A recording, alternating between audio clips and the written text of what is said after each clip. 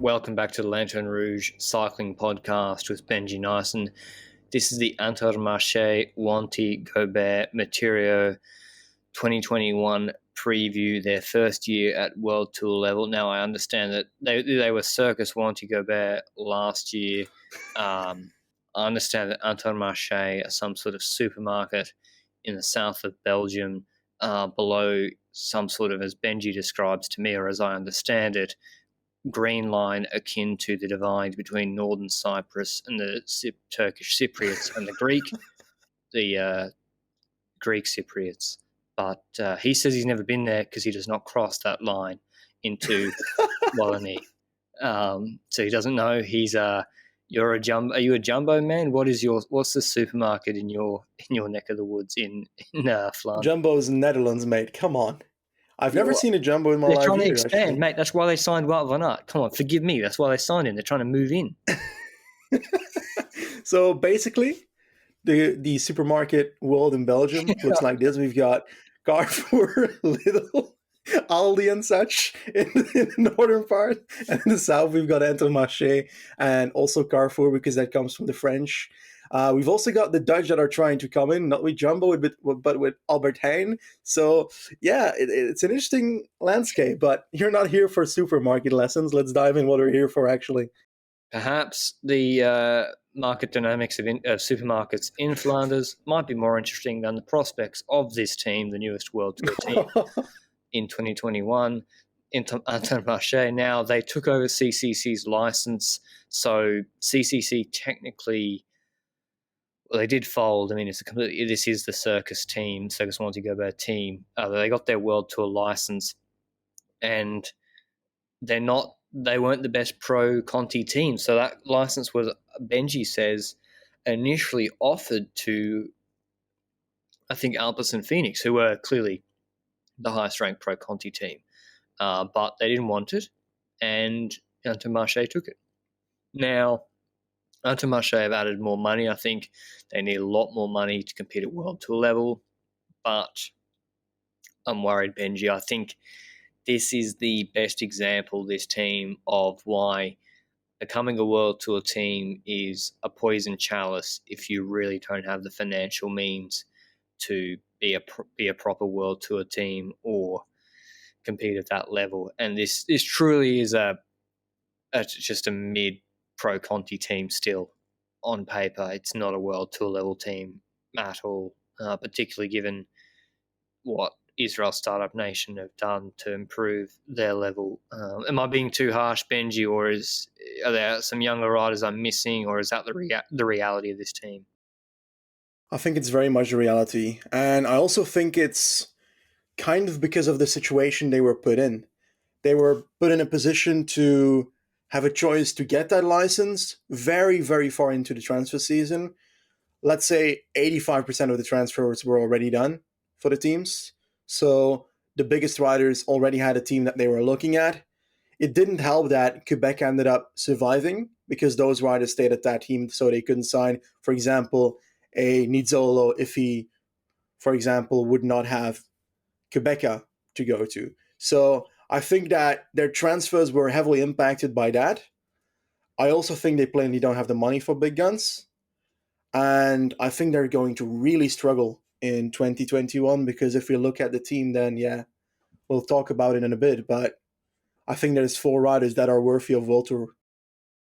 Yeah, it's really tough. I mean, I understand that, if you get offered something and it's seems like a step up, and it's a guaranteed Tour de France spot as well, but it just can't be worth it, and it's not going to end well. So the 2020 review, if you're not familiar with the team, they won 4 races, 2 1-1 one-day races, so that's the lowest level of pro race. Am I right, Benji? 1-1? Like 1-1 and 2-1's the lowest, and it's 2 pro, 1 pro, and then it's World Tour, the 3 levels of pro races. There's also 1-2 and 2-2. Okay, what? What are they below 1-1s? Yeah. Okay, so it's the 3rd of the 4th level. Okay, very confusing for someone that's not too good at maths. So they won, and then they won two 1 races, both of them at the Vuelta Ciclista a la Región de Murcia, stage 1 in GC with Sandro Marisa, and they won Tour de Doubs, which is actually quite a nice win with Loic Vliegen, who I actually think is very good. And Yes. he beat there the best rider in the world, William Gurmai, came second, and then they won Guichepale with Danny van Poppel, sprinter who's won a Vuelta stage before, I think in about 5 years ago now, in 2015. So 4 wins, not at World Tour level. Still, Movistar only won 2 races, but yeah, it's just a middling Pro Conti team to me, and that's what they were last year, and they've not really made too many changes. So here's the transfers. They have made some changes. That's not true, but maybe they weren't good changes. Timothy Dupont, Benji, he already won a stage at Bessèges against some good sprinters. He beat Nizzolo and Buani from Bingoal, Wallonie Bruxelles. Bingwall. Stop saying Bingwall. It's Bingoal.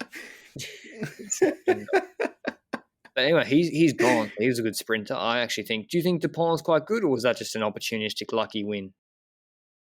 I think he's a good sprinter. I think over the years, he also had a year where he had the most sprint victories of anybody, or the most victories of anybody in the world in that year, because he rode those, well, they were called Napoleon Cup games in Belgium, which are those Belgian small-scale classics like Brussels Cycling Classic and even smaller ones like that. And he was good in those and ended up winning quite a bunch of them. So I think he is getting older, though. He has won in the Tour de Bessèges, you mentioned it, but let's be honest, half the peloton fell as well, so we can't really use that result to say he's the best sprinter at the start line in the Tour de Bessèges, so it's difficult to mention that. Sandro Meurice is, for me, the rider that I'm most worried about riders that left their team. Yeah. I think he was capable of winning Grand Tour stages. I think he came close at some point in one of the stages of a Tour de France they were in, but I don't know how close that was. He's going to Alpes in Phoenix. And what, sorry? He came third in a stage in the Tour in 2019. Yeah, so definitely worthy of a World Tour spot, and he's going to Pro Conti. So he clearly feels like the spot in Alpecin is... Isn't that funny? It proves our point exactly, right? The team's gone World Tour, and he's chosen to go quote unquote back down to Pro Conti level to ride for the stronger team, Alpecin Phoenix. And you're right, he clearly is capable of winning a World Tour level race on his day if it all fell into place for him. 15th at Tour of Flanders, 4 months ago. He seems to be pretty inconsistent to me, but still, he was responsible for half their wins last year. Was clearly one of their best riders on the roster, and they couldn't keep him. So that's not great. Any other big loss from the other riders going out? I don't think so. I think Alvan de Decker is a bit of a sprinter. I'm not sure he's on the level where he deserves to be on this team, but then again, that goes for half the team. So I don't want to roast the team or anything, but it's kind of a fact. And I hope these riders step up, and they step up to a World Tour level and prove us wrong, because that would make for an amazing story, kind of like the Leicester City story in football back in the days. So I kind of dig the idea of this team being in the breakaway all day and every single day trying to magically get that victory that is not really bossed out for them. But yeah, we'll see, I guess. But when it comes to the incoming transfers, obviously they had to strengthen their team. They brought in Intermarché as a sponsor to get to that World Tour level. They said we would look for riders that are from a higher stature and would bring them to a World Tour level. I don't believe these transfers do that. Let's go over them one by one. We first of all have some leftovers from CCC because, well, quite simply, during the acquisition of CCC's license, it's clear that they brought in riders that might not have had too many offers for the coming season, perhaps, but also just the most interesting riders, I think, of the CCC acquisition, or also that they brought in Jan Hirt, Jonas Koch, and George Zimmerman. Of the first two of those, Jan Hirt, we've seen quite a bit in Giros in the past. I think he's done pretty decent in breakaways and also was the kind of rider that tried to get a top 10 in GC at some point. And Jonas Koch is a sprinter who can get top 5s in a Vuelta sprint, for example. So I believe those are actually not bad for a World Tour team. They deserve to be part of that. George Zimmerman, I don't know. I think he's a young guy. I think he's 23 or something. Yes, indeed, he's 23. He got 21st at La Vuelta, which I didn't know, which is actually not a bad result.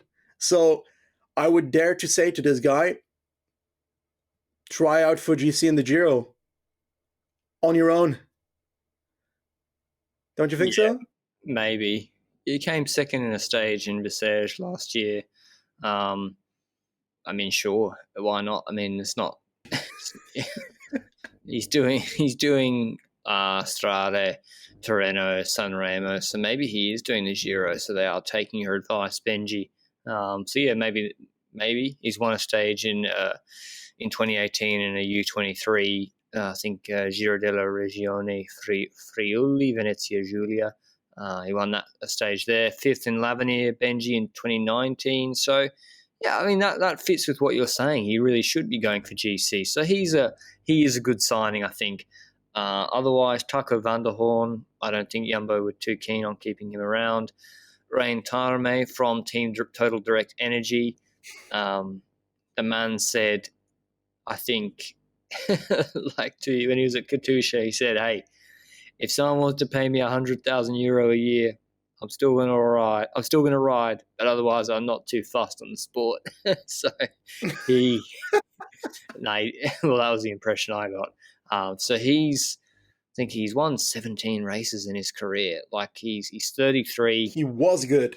He was good. He was really, really good, but he hasn't won a proper race since 2016. So that was the last Giro, year. right? It's good. Yeah. Well, Tour de Slovenia, he won that in stage 2 there. But yeah, Giro stage 20 Giro in 2016. He is not the OG, but he is like the classic mountain breakaway stage hunter guy, along with Tanel Kanga as well, actually.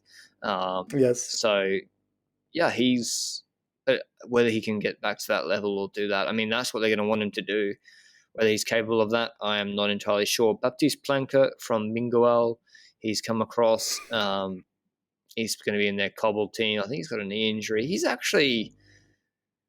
consistent. I mean, he's won some races. I think it's fine. He's good but whether he's actually going to be competitive in like Bink Bank Tour or Scheldeprijs or Kerner and stuff, or Gent Wevelgem, no.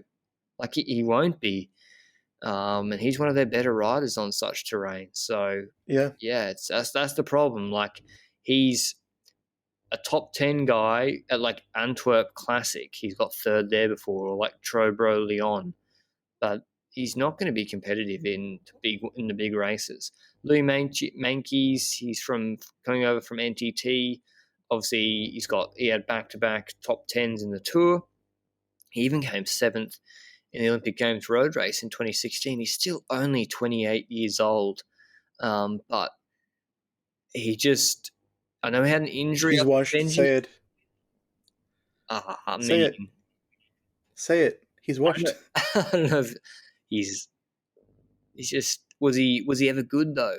That's the thing. Was he ever good? Yeah, he was really talented. And was he? I think he kind of made his way back into like top 20 or something of a Grand Tour that he could probably pull off if the cards fall right. But he's not ready to get at the top step of cycling again.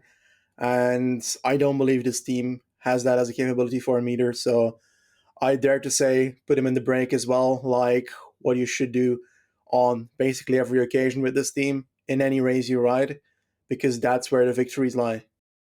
Yeah, I mean, whatever his injury was, I think he's come back from that from quite a while, and I thought he was going to show something at the Giro, and he really didn't. He really didn't show anything at the Giro, where it wasn't the hardest race the entire time, and so not expecting too much from him either.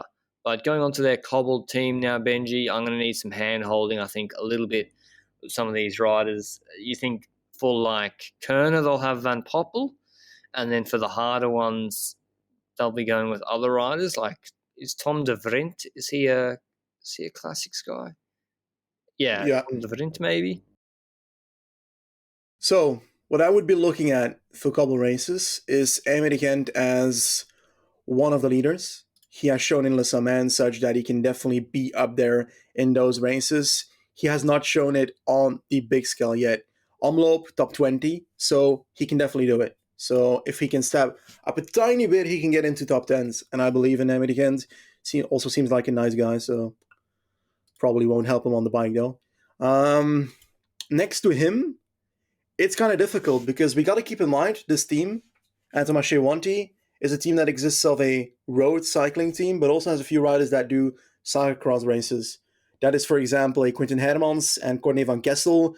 Those two riders could likely do well on cobble races because they are good at cyclocross races. Does that mean they can do well on a very long cobble race? That's the difficult part. It's difficult to say. So those two riders are maybe for me. Yeah, it's really difficult to add so much on this team. I thought Jan Bakelans was a commentator on Sportza. I think he did it at some point. No? I don't even know it. He's not on Sportza at least, but I thought he did. I think he's show appearances and with Bone. Yeah, he does that. Oh yeah. I meant like pundit. Yeah, not a live commentator. Like guest show appearances, he does, and I think I've seen him more in guest shows these days than in the attack. But I do find him a very nice guy. I find him one of the more honest people when talking about cycling and taking on issues. Yeah. But obviously that won't help him on the bike itself. I believe he's got talent, but I think he fits more in the races like the Ardennes and such. But I've got the feeling that the Ardennes are just too difficult at the moment for him. Unless he steps back to the level he was a few years ago, then those races can fit, but it's not likely. So, yeah, I don't see it. Sorry. Okay. I was trying to hype him up, sort of. Otherwise, for the cobbles, I'm not sure, really. Odd Christian Eiching, he seems to be one of their more talented riders. He's won a stage in the Arctic race of Norway, Tour de Wallonie. He's gone okay at Bessèges in some of those stages. But he's not. They seem to have him more pigeoned as an Ardennes man rather than a classic guy. So Vliegen, I think, is doing Omloop, but they're really holding him for San Remo, Strade, and the Ardennes. He's riding everything. He's not doing full complement of Cobble Classics. Yeah. He's not. So he's like riding all disciplines, I meant. Yeah. Like he's starting off in cobbles. Yeah. I believe that Loic Vliegen is one of their team riders that is 100% worthy of World Tour. This man can win races on his day. And I think we saw him very strongly at the Tour de Wallonie last year, where he was basically on his way to win a stage until he and Van Avermaet decided not to work together anymore, and then they got paused by everybody. So, too bad. I believe he can do well in one-day races. Wouldn't surprise me if we see Milano-San Remo, and out of nowhere, Loic Vliegen attacks on the Peugeot. Hands down, I think that's going to happen. Is it going to succeed? Less likely, but I think he's a puncher that is currently underestimated. Yeah. Otherwise, for their Cobbled Team, I'm not sure. Yeah, just send whoever, like Plancart and Co. and Jonas Koch. Yeah, Van Poppels. Amy de Gent is clearly the leader for me, and he's their best option there. For San Remo and Strade, Vliegen is the leader, and maybe Alexander Evans goes as well. See how he goes in those races. Maybe Odd Christian Eiching as well, I think, might be going. So they'd be their leaders in those races in the Ardennes. Anyone else in the Ardennes, Benji, that I'm missing out that actually could be quite good? Lorenzo Rota, maybe, or Pasqualon? Well, I think Rota is good at those races, but I think he's mainly better at the Italian classics. So those hill classics, the smaller ones in Italy, he can set up a really nice one there. I think he got top 20s in basically all of them last year. So certainly can do well on those terrains. I think LBL and such is a bit too hard for Rota, although I'm fine with him overperforming. Odd Viking certainly, like you mentioned, and perhaps we could add the likes of a Tarame to those races, but those are all riders that will not be moving the needle in these kind of races. Vliegen is for me leader on that terrain, and I guess we'll find out if he can perform at the level that they require of him in this team for 2021. But there's not much else to add when it comes to these rosters, and we're moving into GC terrain now. And like Grand Tours, who do you send to Grand Tours? We can't split this up in Giro Tour Vuelta because it doesn't really matter, does it? They're gonna be using the same tactic on all three, I guess. Yeah, well, I know. I think Alexander Evans might and Zimmerman might be allowed to sort of try for GC at the Giro, actually. And I think Pasqualon will be going for the sprints in the Giro, and Danny Van Poppel will be going for the sprints in the Vuelta. But otherwise, yes, agree that it will be stage hunting time. And I actually think Van Poppel and Pasqualon will be competitive in those sprints. And I'll wait for my hot takes at the end. But yeah, who's their stage hunters? Benji Hermans, Odd Christian Eiking, who else? Tarme, obviously. But yeah, they're going to have to send. I think they're just going to mix and match Mankeys. They'll probably like the tour again. Yeah, and like Loic Vliegen and Rota, like, put him in the Giro, let him go for stages. Patili as well.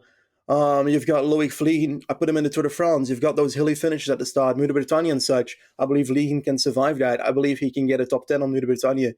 So I think that they could do well in Grand Tours, but the cards need to fall so extremely perfect for them to come in a situation where they can win the stage. Just be in the break every day, and that's it. That's the only way I see this team getting victories in Grand Tours. But I see them doing it. I see them getting a victory in a Grand Tour. I'll explain in the hot takes who I'll pick for that one. Just plainly, the same way they rode in these Grand Tours when they were a wildcard team. And I think they've done that quite a few times now in the Tour de France.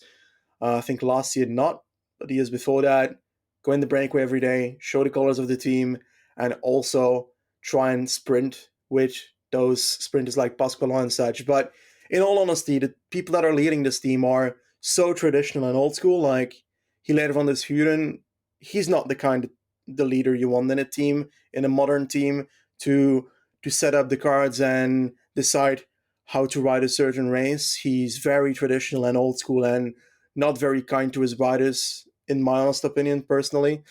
So I don't expect much just because of that. Like, you also need a good setup when it comes to the people above these riders, and if they're so traditional, then they're likely going to go towards old strategies, the attacking, but also when it comes to the sprinting, we saw when they were in Grand Tours that they were sprinting with like 3 riders in the same sprint, not even for each other. So yeah, what are you going to do? Are you going to get 8th, 9th, and 10th every single day? That's not going to get you anywhere. Like, yeah, I think that's a they really need point to decide about the old school.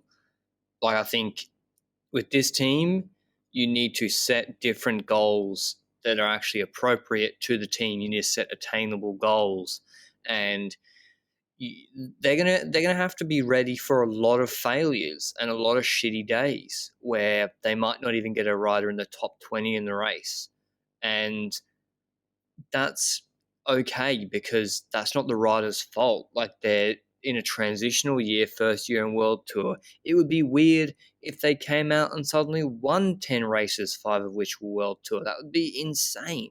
But so they need to have different goals for each riders, specifically tailored for those riders, which is, getting in the break and showing enough strength to actually stay in the break for a period of time, or Alexander Evans having like I don't know, practicing staying in top 25 or top 20 in GC Yeah. for like a week of the Giro, not for the entirety of the Giro, for like a week or 10 days until the second rest day of the Giro. That's a win for him. That's a tick for him. So just different goals. And if what you're saying, maybe their management is not as adaptable, I don't know, maybe they are. But you probably have more insight into it than I do. But now for our predictions, Benji, they had 4 wins last year, none of which were at World Tour level. I'm putting their over-under at 4 wins again.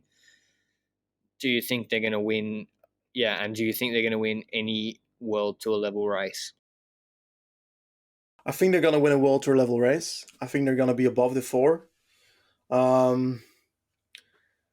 But this is like that spot where I got to mention, like, they were in Pro Conti last year. They got 4 wins in Pro Conti. Now they're going to World Tour. What are you expecting? You can't even win more than 4 times in Pro Conti. Like, to be fair, a lot of the races were cancelled that were the races. But true. still 100. But like, of course, like the same applies to Alpecin, and they won a lot more. But in 2019 they won 8 races. So maybe a bit more, but none of them were at World Tour level. And they probably overperformed. That was Wallonie. They did well with Fliegen and Dupont. 2018 they won 13 races, but they were sort of in Asia, or again nothing at World Tour level. So, but Benji, you're right, Benji. It's why would we expect them to be winning 10 races, 5 at World Tour level? It's gonna be hard. But so you think over 4 still though? Yeah, I think like 5 or 6. Won't be too much over 4. I just think 4 is like a very low number. And I think more races are going to be ridden for them because they're on races that are more important for the UCI. So they're unlikely to cancel them compared to a Valenciana or something. Can I start with my hot take, or is it too early for that? I mean, no. Give me your hot take, because I think they're winning over 4, and I think they're winning a World Tour race as well. But what's your hot take? I think Lorenzo Rota is going to win a stage in the Giro from the breakaway. See, I think Pasqualon is going to win. I think they're going to win 2 Grand Tour stages. I've pretty much said that every third-tier sprinter is going to win a stage at the Vuelta in a random day, and they're all going to be none of it. They can't all win that day. So, like Danny Van Poppel is winning the Vuelta. You watch out. You probably win. Is 1 Grand Tour stage, is that hot enough? Can I dial it back to 1? That's hot. That's good. Yeah, the last that's World hot. Tour win was Gasparotto in Amstel in 2016. Yeah. And that was big. So I think Loic Vliegen is going to top 5. Podium on Muur de Bretagne. I think he's going to top 5 Strade. Okay. I believe in it. I'm not even joking. Like, it's pretty hot when it comes to the take, but I want it to happen. I think he's good. I think he's really good. He's in his prime, and why not? He should be outright leader. So, I think he could be good at Strade and good at Milano Sanremo again. I think he's really good rider. I think, I'm trying to think of other hot takes. I don't want to be negative on the hot takes for them, to be honest. Amy de Gent will win a cobble race. Anyone. Any race. Yeah. Any race. Fair enough. I'm trying to pick a win for another rider that might. George Zimmerman. Good luck. George Zimmerman, top 10 Giro? Pick 15, top 15. Yeah, is it too hot for you? It's It's too hot. I can't touch it. It's too hot. I don't even know if he's doing the Giro. I'm going George Zimmerman, top 9 Giro. Not 10, 9. Top 9 Giro or Vuelta, if he does one of those two. I'm taking both, though. One of those two, I think he's going to come in the top 9. And if he does the Tour? He's not coming top 10 or 2. This is a serious podcast. But that's... Yes, it is. That's been our preview of the Intermarché Wanty Gobert Matériaux. We try to be like there's still stuff to look forward to. And listen, hey, if they win a World Tour level race, if they win a Grand Tour race, I will hype them the fuck up on Instagram and on if I'm doing the highlight video for that race, because I'd love to see them do it. And I'd love to see these riders doing well. And there is a few gems in there and some riders that can improve. Fleegen, Zimmerman, Evans if he gets gets a chance on GC, Odd Christian Eiching, Eamon de Hent. There's Pascal Lon can win a stage Rota. There's some gems in there, but overall, I think they're going to be not as good as Apps and Phoenix or RKS Samsic. But yeah, that's been our preview for them, and we'll see you in the next one. Ciao.